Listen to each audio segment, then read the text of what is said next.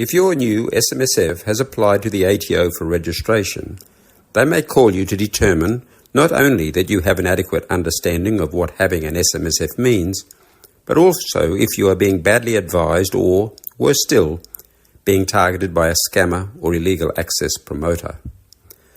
They will expect you to be familiar with the trustee declaration that you were required to have signed as part of your fund establishment. You should read it. They may ask you to describe your SMSF structure. You should know who the trustees and members are, as this is fundamental. They may want to know who advised you to establish the SMSF and what they charged. They'll be more interested the lower the balance, as they are trying to identify early release promoters and other questionable activity.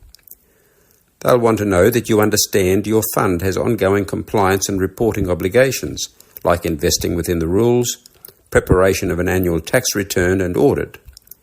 You'll also be expected to have an idea of cost. Why did you establish the SMSF? What is your intention? All SMSFs must satisfy the sole purpose of providing for retirement benefits. They are not for providing member benefits before them. Answers like, "I want to be able to withdraw some of my money now," will indicate you should not have a fund or may even be the victim of an illegal early release promoter. An answer like, "All my friends have one, so it must be a good idea," indicates that you are not aware of your responsibilities and need to investigate them a little more. A response like, "I want to buy a building for my business to rent, and I don't have enough money outside of super to do it," will not impress the ATO at all. More acceptable responses would be, "I feel I could make my retirement benefits grow faster if I had control of my investments," or "My fund will be large enough to save on fees, so this will help me grow my retirement savings faster," or "I intend to buy a property with strong capital growth potential which, if I tenant it myself, won't have the risk of being vacant and will grow my retirement benefits faster than they would otherwise." You should have a good general idea of how you intend your SMSF to invest and why. The ATO can't tell you what to invest in, but they do require that you have considered your investment strategy. If you intend to invest primarily in a single asset, that's fine, but they'll need to know that you appreciate that lack of diversification is a risk and that you intend to invest more diversely over time. They may be interested in your expected fund balance and contribution intentions.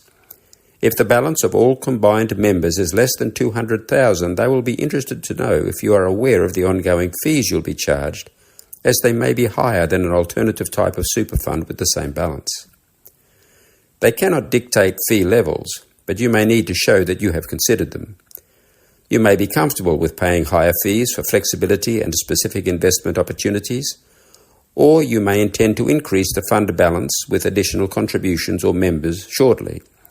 In any case, their interest will diminish if your fund balance will be over $500,000.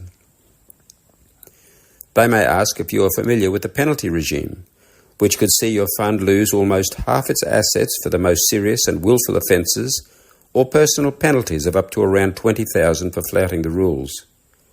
Though you can outsource almost all of your SMSF's activities, you, as trustee, are still responsible. Don't be afraid to speak to the ATO. They do have your best interests in mind. We hope you found this of interest. For further information, you should consult with your SMSF advisor.